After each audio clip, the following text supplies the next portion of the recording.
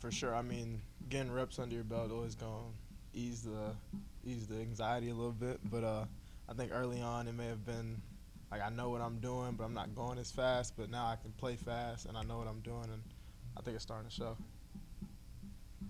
When you look at the Charlotte offense, I know that quarterback has a big arm. He could be erratic, but he has a big arm. What is the biggest concern for you guys as a defense?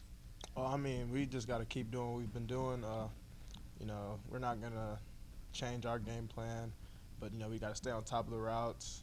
Um, Big play, you got to keep a post player back there when we got those called, and just running with those guys, getting pressure up front. He's gonna have to hold on to it to get those deep balls off, and I think we got a good pass rush that can force him into making bad decisions. To that point, I guess, especially since they played two QBs in this last game, what's maybe the biggest challenge of not knowing who it is and then kind of preparing for either option?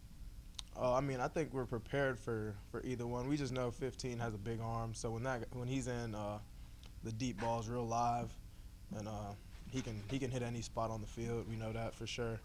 And then with number one, they'll still take their shots, and he'll run the offense just as well. With the short week, what do you feel like is the biggest challenge? Uh, I mean, making sure everyone's ready to go for Thursday game. Being fresh, ready to run, put in the 600 yards, 6,000 yards you run a couple days ago, and then redo it again.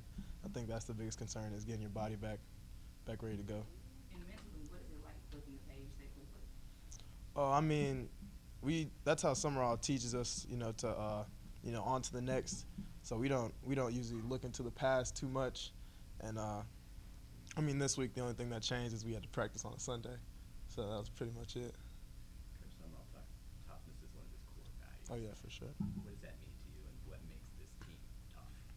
Uh, I mean toughness is in everything. So when we lift and you don't like, you may not want to, you just got to be tough and get through it. You're tired, you got to be tough, get through it. It's really a mental thing rather than physically being tough. Um, I mean, when you're mentally strong, not a lot of things can break you. So I think that's really what he tries to harp on. This is such a new team, new coaching staff. You came in the spring. A bunch of guys came in after the spring. How did you guys develop that toughness quickly?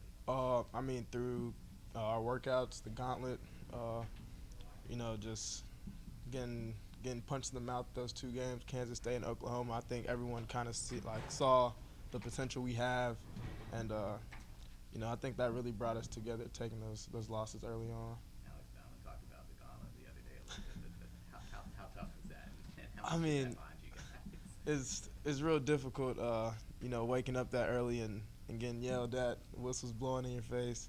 But I mean, once you get through it, you kind of realize how good it really was for the team and like the benefits it had. What time did you have to get up for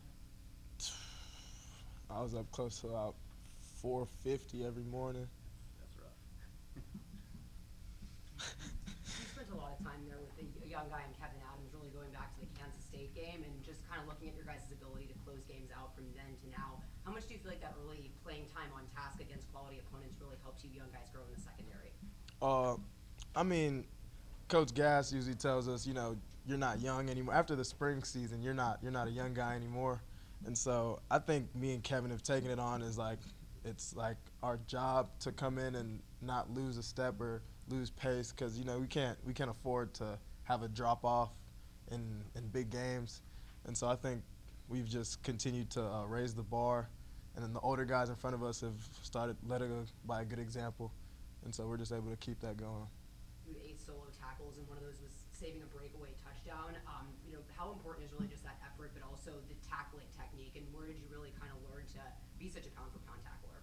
Um, I mean, somebody got to do it. So, I mean, it's really just bringing your arms with you. I know a lot of people like to throw a shoulder in there. I mean, I get caught throwing shoulders every now and then, but we really focused on bringing your arms last week, and it really paid off.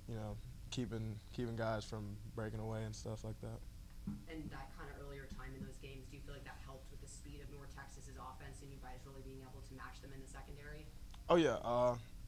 I mean, we're able to change what should have been a 25-yard gain to a 10-yard gain. That saves an extra set of chains, and I mean that gives our defense some time to really know what's coming up next. A fresh set of chains. We kind of have an idea of what they're going to go to next, but with the fast tempo, we're all focused on really getting lined up, and that's really when they catch us, out of position. How important is just having like a veteran leader like Bailey Despaney be your other counterpart out there besides Kevin Adams, and how much have you kind of learned from him? I mean, his experience is something you can't teach. He's able to help me even on the field, to let me know, alert me of things that he thinks may be coming.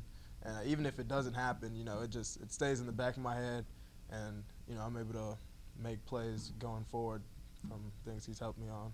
And then just lastly, do you feel like the iPads have made a difference in your guys' ability to really learn in games and kind of see things on the field? Oh, for sure. I mean, we're on the iPad as soon as we get off the field. You can see literally the play you're on seconds ago, and I think that really helps because, I mean, especially this week for sure, they're a type of team that likes to, if it ain't broke, don't fix it type of deal. So, if it's working for them, they're going to come back to it. I mean, getting able to see the play right there in front of you and then make the corrections right there, I think it really helps for sure.